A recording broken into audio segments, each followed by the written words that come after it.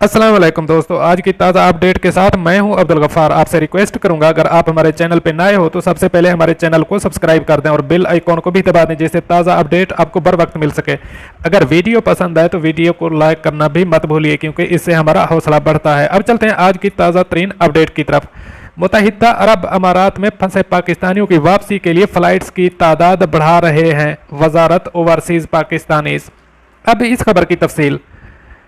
वजारत overseas Pakistanis ने कहा है कि मुत्तहिदा अरब अमारात में फंसे पाकिस्तानियों की वापसी के लिए फ़्लाइट्स की तादाद बढ़ा रहे हैं।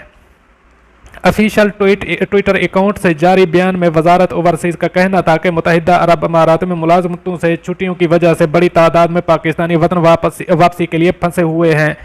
बयान के मुताबिक हम तमाम अफराद को वापस लाने के लिए फ़्लाइट्स की तादाद बढ़ाने के लिए काम कर रहे हैं। उनका कहना था कि इस मौका पर वहां मौजूद अफराद सब्र से काम लें क्योंकि जब हम फ़्लाइट्स की तादाद में इजाफा करते हैं तो सारे सिस्टम की सलाहियत बढ़ाने की ज़रूरत होती है।